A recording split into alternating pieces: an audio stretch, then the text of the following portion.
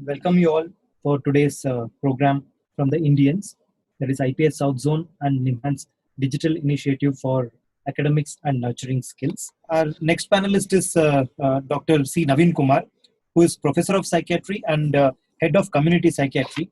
He is also consultant for Center for Disaster Management at NIMHANS, also Forensic Psychiatry, Telepsychiatry, and Legal Aid Clinic.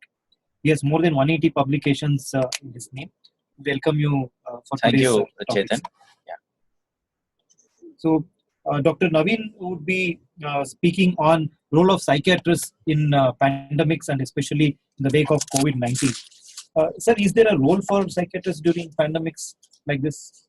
Yeah, I think a psychiatrist definitely has a role. Before proceeding further, I'd like to state that many of the things that I would like to speak is already been covered by Dinakaran. But nonetheless, I'll talk about them because no harm in having a brush up again. So, as a doctor, a psychiatrist has a role in any emergency, not only a pandemic. If somebody is called, I mean, if some doctors are, in fact, we were hinted that we may be called in case the situation worsens in the country. So, as a doctor, primarily, a psychiatrist has a role, and of course, as a specialist. Overall in the community, as we all can observe, there is significant fear and anxiety. So psychiatrist has a role in supporting well-being of the community, including patients, families, healthcare personnel, and general public. Like Dinakaran has already mentioned, common responses include insomnia, anxiety, fear of illness, and increase in substance abuse.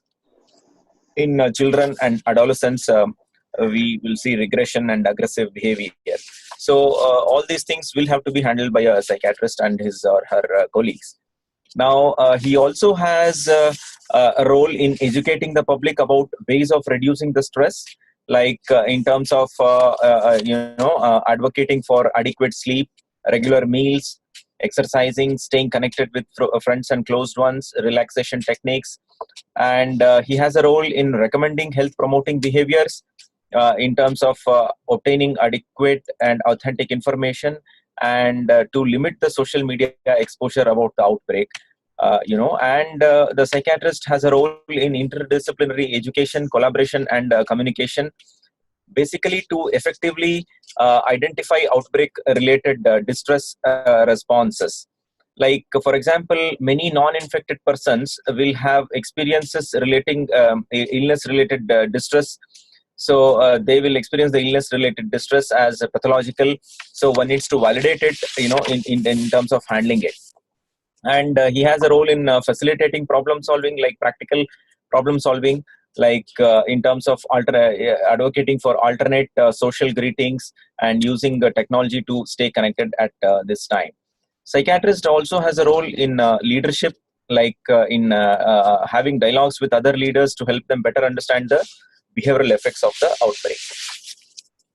Sir, psychiatric or psychological manifestations of pandemics, can you enlighten us on that? Like pandemics are not just medical phenomena, as we have already noted. It can cause effects at multiple levels, and it's associated. The pandemics are associated, as we are all seeing, it's associated with stigma, xenophobia, high levels of panic and stress, and hoarding behavior, and very high levels of increased anxiety. So these are some of the things. And one thing I would like to stress here is a phenomenon called as medical mistrust.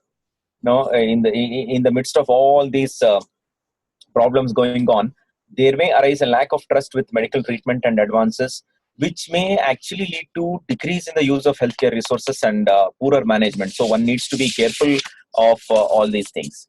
Extreme anxiety and panic, worry about getting infected, worry about the loved ones getting infected, worry when even mild symptoms are present. But these kinds of things may in fact increase when there is no definitive treatment, as we are seeing with COVID-19. And as regards the pre-existing illness, the obsessive and compulsive disorder, particularly the contamination related things, may worsen. And as regards the psychotic disorder, from the concept that I was previously talking about, that is the medical distress, a conspiracy theory may arise. In fact, there have been documented instances wherein these medical mistrusts have increased, and in fact, there has been an anti-vaccination movement and all in the US. So that kind of thing, psychosis also may worsen. These are about the general things, and Dr. Ravi and previous panelists have also spoken about what about pre-existing illness, that is persons with mental illness. A few general points there. Mental illness, generally they are more susceptible for infections because of the cognitive impairment and the general lack of awareness and the general decrease in the use of personal protective equipments and confinement inside psychiatric wards. Now, there are people who have told that during times of these pandemics, there are parallel epidemics of fear, anxiety, and panic. Relapses and worsening of pre-existing conditions are known. I think these are some of the psychiatric manifestations of pandemic. Reassurance and education, as Dinakaran also was highlighting, those form a very, very crucial part of the management. Of course, as regards the regular use of the psychotropics and other things, Dinakaran has already dealt with. Sir, what about quarantine and its psychiatric effects? Quarantine can be defined as the separation and restriction of movement of people who are potentially exposed to contagious diseases. And the reason why quarantine is done is to ascertain if and when they become unwell, so reducing the risk of them infecting others. Now, quarantine has to be differentiated from the term isolation. Like, isolation is done for already infected patients. So that is how these two things are different. So, of course, the quarantine is generally a very, very unpleasant experience because of the separation from the loved ones, or the loss of freedom, or because of the uncertainty over the disease states, and sometimes acute stress disorders also may be seen. And some of the other symptoms are PTSD symptoms, depression, fear, nervousness, sadness, and etc. The other thing I would like to add here is the effects of the quarantine on the staff also. The staff who are handling people who are quarantined, they can experience exhaustion, detachment from others, anxiety when dealing with febrile patients, irritability, insomnia, and poor concentration. Now, there are some studies which have looked at the predictors of these problems also. Generally, the female gender as well as the lower level of education, those are those are seen as the predictors of these psychiatric symptoms. Now, what are the stressors or stressful factors during the quarantine? One is, of course, the duration of quarantine, and there are some studies to say that quarantine duration of less than 10 days is generally not associated with anything. Anything which is more than 10 days generally is associated with problems. And of course, during the quarantine, there can be a fear of infection. Boredom is an essential quality because of the confinement itself, and the loss of usual routine, because of reduced social and physical contact. And of course, as the previous panelist was mentioning, inadequate supplies and anxiety and fear and other things. And the most important thing is they crave for adequate information. So if that is not there, then that's a problem. And of course, post-quarantine, two factors have been identified as consequences. One is the financial aspects, because quarantine, depending upon the duration, they may those can affect the financial situation, as well as, of course, the stigma. So these are some of the manifestations that are commonly seen in quarantine. And of course, when we talk about mitigating them, that also I think I will be just repeating, that is keeping it as short as possible, and giving people as much information as they want, as is possible. So that is another important thing. And of course, provision of adequate supplies, food and other items. Reducing boredom by increasing communication. Nowadays, it's not so difficult. The social media, for example, if you are able to provide, internet facility with Wi-Fi and other things, nothing like it. They feel connected with their loved ones, and that is the thing. And of course, as Dinakaran was mentioning, a sense of altruism is more important than a sense of compulsion. That is, they have to realize that they are being kept in quarantine because of the well-being of others. If that sense they feel, then I think it is better. So these are some of the aspects related to quarantine. Chetan. What about in the mental health hospitals? Yeah. How to mitigate COVID-19 risks and gathering in OPDs, for example? I think a recent article also has come. I've taken most of the things that I have spoken from the recent literature. This one I found a good one, and I think we can share the material with all the participants.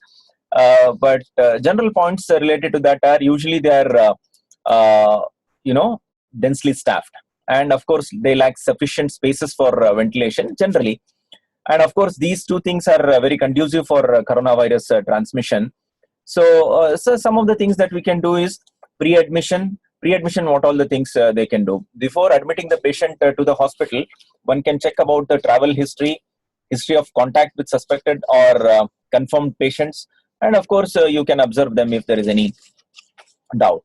And quickly, a decision has to be taken where the patient is to be sent. Inside the whether the patient is fit enough to get inside a mental health institute or a general medical setup. As regards the staff, of course, all the precautions Dr. Ravi and others have talked about it. Just to add a few points, check up the temperature before they enter the duty, and while just after the duty gets over. That checking of temperature is one thing. Restricting visitors and discharging all non-emergency patients, as much as possible. And of course, some amount of skill building for the staff in managing these kind of pandemics. Of course, not the tertiary care, but the primary care. These are some of the things that can be followed. So, in this regard, what are the steps taken at NIMHANS, for example? Like there are multiple protocols. In fact, what we have been doing is that in fact, there is an advisory also put up to the public requesting patients not to come to the OPDs if there is no dire need. In fact, one of the treating teams have sent out an advisory because they have the database of all the patients which come to that particular unit. They have sent an SMS that unless there is an emergency, they need not come. The other thing to restrict the patient load, what we have been doing is to come up with a telemedicine facility. I think Dr. Manjunatha will talk more about it. And the other thing, with regards to the inpatient setup, I think we have all agreed to just see how many patients can be discharged. Of course, in the dischargeable condition. So these are some of the measures that we have taken. For example, academic activities. So the other things that we have done is suspending academic activities both at the unit level as well as at the department level till the next 15 days. And in order to just keep the continuity of care, we are also thinking of digitizing the academic activities. I think from 1 week later onwards, all the academic activities will be broadcasted online. That is another thing. And of course, there are multiple protocols we are happy to share with people about these things. So, if a patient in the hospital is found to be COVID positive, should we shut down or quarantine the entire hospital? No, I think then we need to follow the protocol. Whatever is there with regards to other hospitals. Just because it's a mental health institute, I don't think there's any special protocol. And I'm not an expert infectious diseases specialist to see what is that protocol. But of course, shifting that person to the other hospital and the usual sanitization measures, and those who are primary and secondary contacts of that person, they will have to be screened and they will have to be quarantined. And of course, the place also needs to be sanitized. That's what I think. It's time to move on to the next panelist, Dr. N. Manjunatha, who is Associate Professor of Psychiatry, who's here with us, who also is in charge and runs the Psychiatry Telemedicine Center here.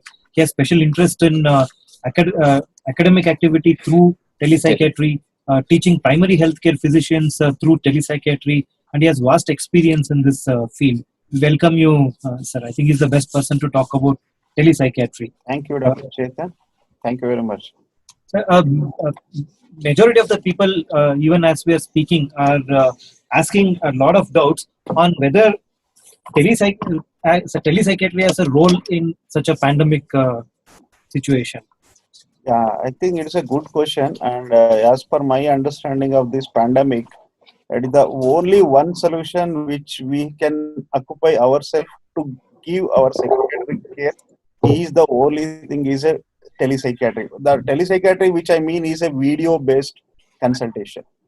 Video means it's not a recorded video; it is a live, interactive video consultations, which is the only solution for now because it is a infection proof, or you can say infection free consultation which we can give it to our patient, or even not only for psychiatry, it is for all medical consultation which can be done with the video.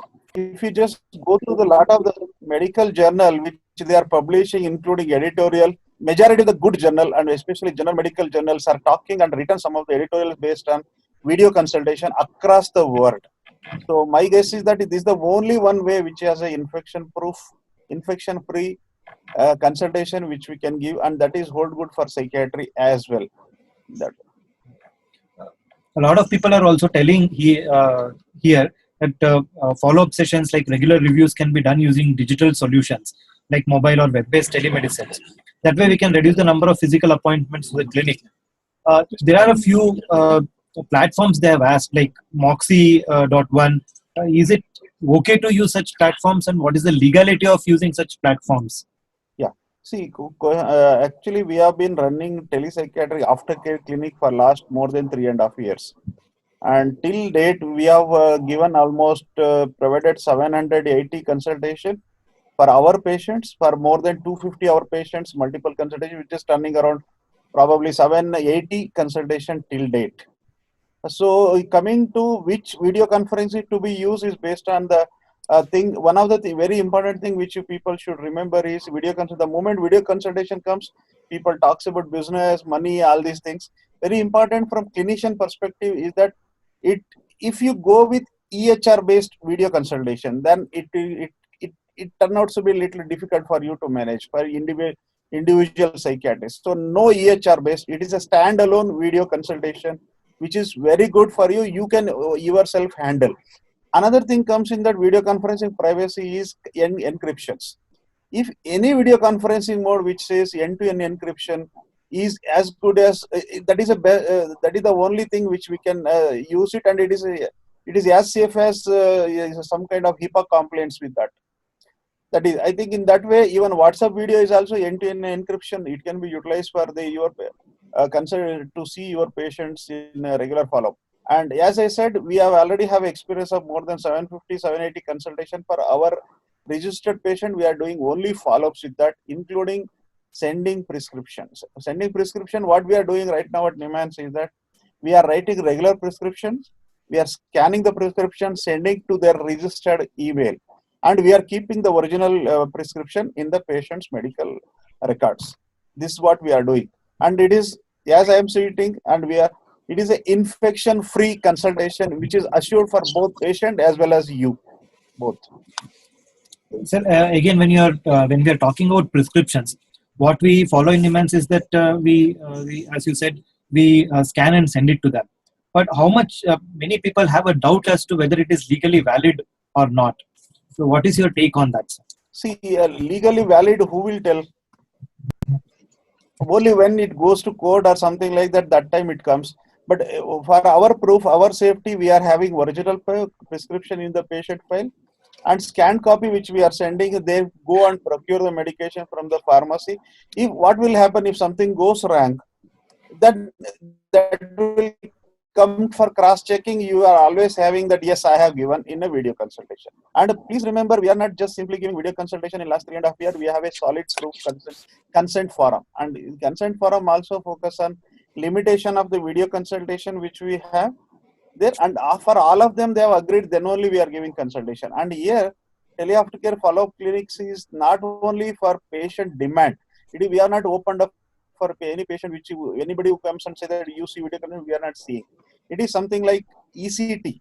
ECT who are choosing, who are psychiatrists who is choosing. So here also we have given only option to psychiatrists to choose which patient they want aftercare clinic or consultation in that way. So here you are a person who are judging which patient is better. So in that way, what is the hidden agenda behind this? You prove yourself with the legal all possible angle. Choose the very simple cases or whatever kind of things which you feel, yes, this is unlikely to go for medical, because we are learning from these kind of patients.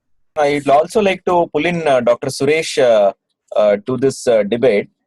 Because now I think there has been a request from the institute also, no sir, to just start telepsychiatric follow-up.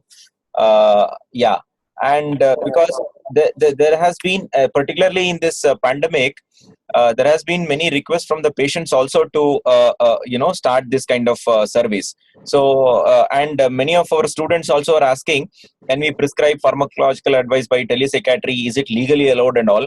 So I'd like to request Professor Suresh to just give his comments on all these things, sir. Yeah, see, if you look at the worldwide, the telepsychiatry, telepathology, teleradiology, they have taken up very well across the world. And if you would have listened to our Prime Minister also made a very clear comment. Please use whatever telecommunication methodology, which will be safer for the patient and also to the service provider. And at this point of time, if you look at if you want to comment on legally, the Constitution of India says right to life is very essential. So we are trying to protect on both the side, the patient side and also the service provider side. So this is a wonderful opportunity to use it. And I think these kind of challenges opens a lot of avenues.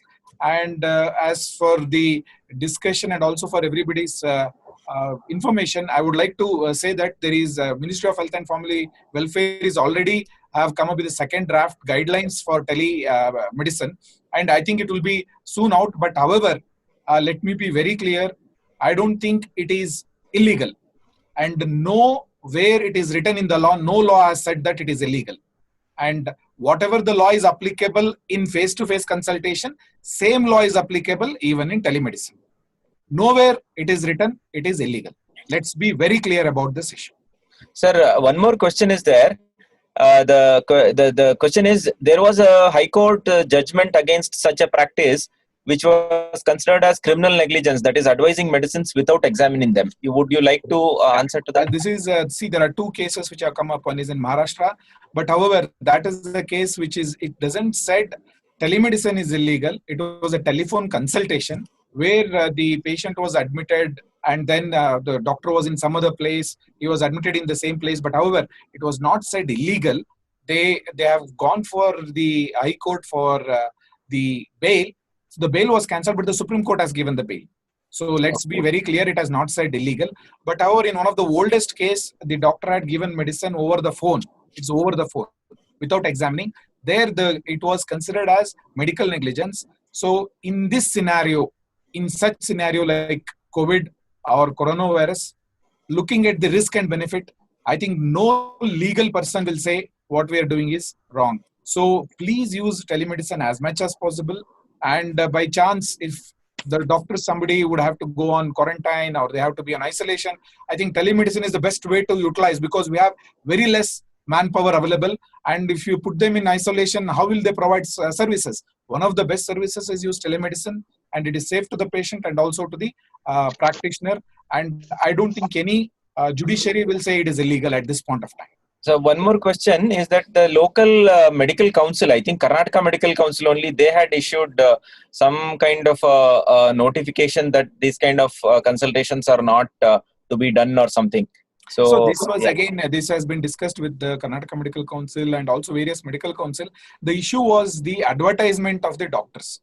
Because if you are registering under certain software based, I don't want to name of some of the softwares, they advertise like this doctor has been rated like this doctor has been providing so many services, and those kind of advertisement is what we call it as unethical as per the MCI. So that was the major objection. But however, the telemedicine has been dragged into this, so it's an unfortunate.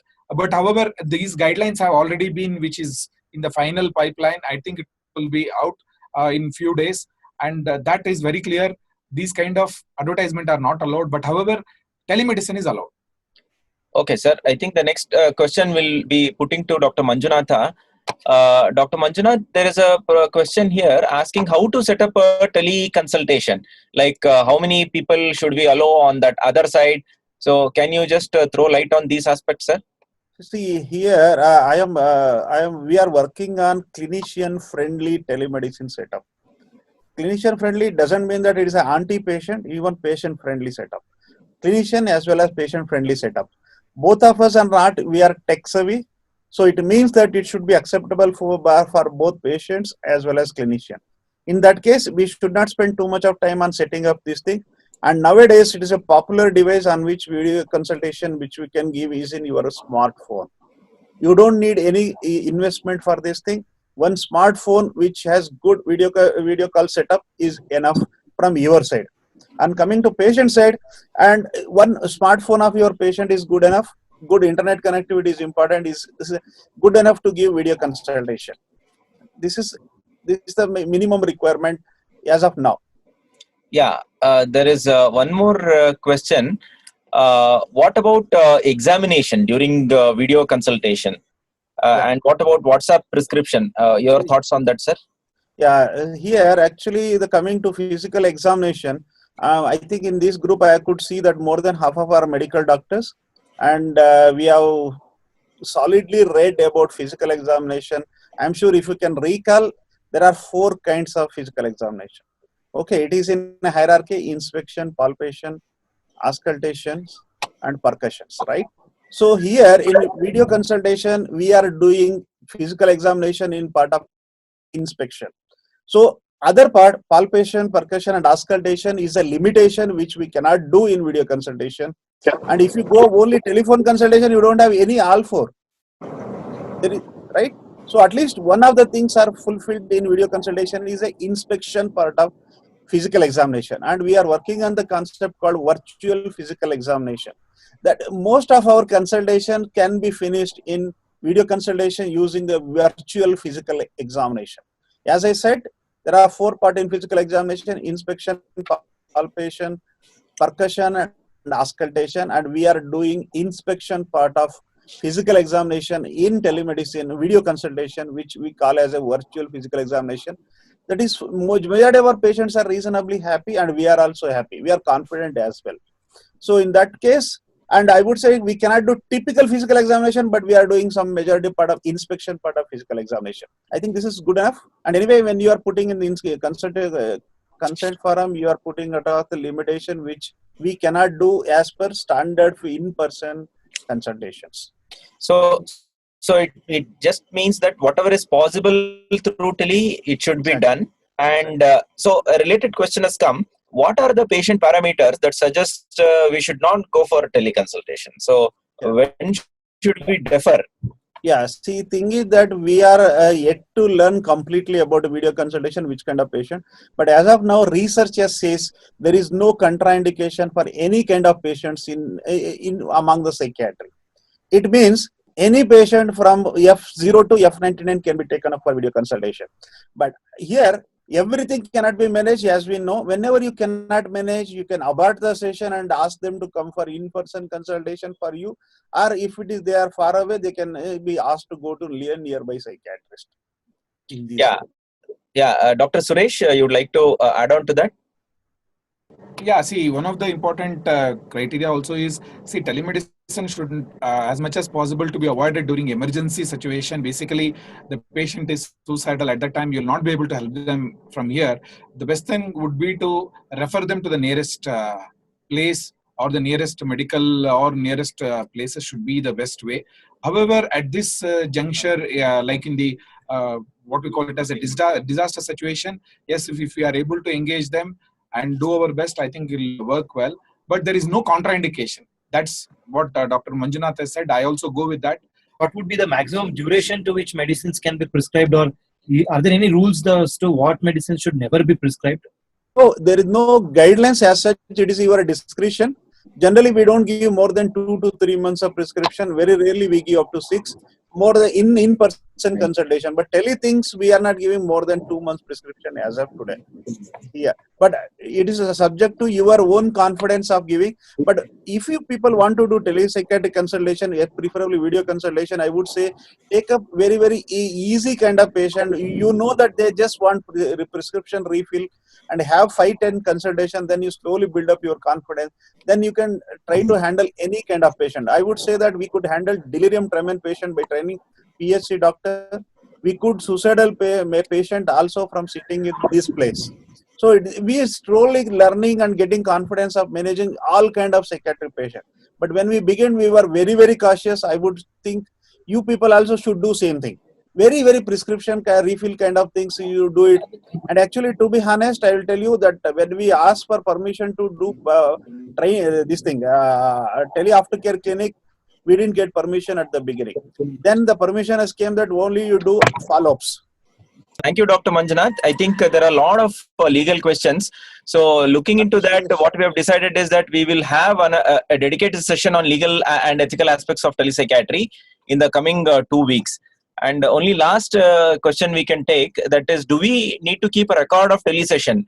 So as per our protocol, what we are doing is that we are not recording. In the consent form itself, we are clearly telling neither we will record nor they will record.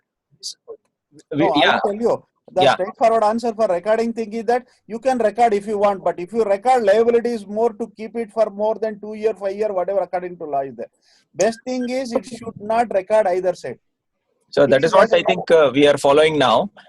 Only after teleconsultation in the patient file, we are just noting the teleconsultation was done, just as the in-person face-to-face consultation. That's all we are doing. And of course, there are many more questions. I think looking at these questions, I think we will have a dedicated session on legal and ethical aspects of telepsychiatry. Over to you, Chetan. We would like to thank all the participants and all the panelists who have come here and also participated in this program and making it a grand success. At some point of time, we had about 300 participants logging in today. It's an overwhelming response that we have had, and thank you all for coming. Stay safe. This is as Dr. Ravi mentioned, this is a state of war, a war of humans on coronavirus. So stay safe.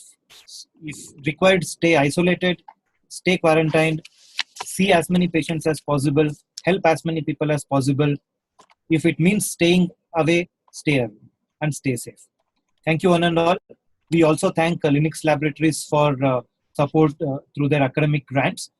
Subscribe to our YouTube channel, Nimans Indians, and you would be able to receive all the updates from them. Thank you very much.